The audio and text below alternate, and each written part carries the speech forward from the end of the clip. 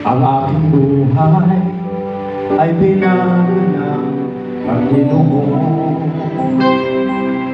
Pinalaya ako sa aking nakaraan.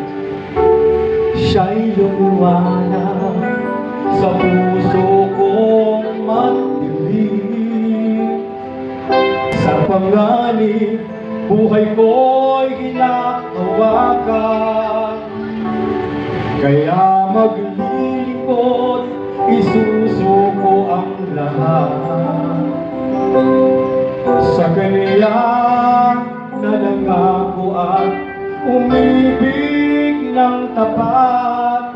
Susunod anumang maging kalagayan, mamumuhay sa Kaniyang kalooban.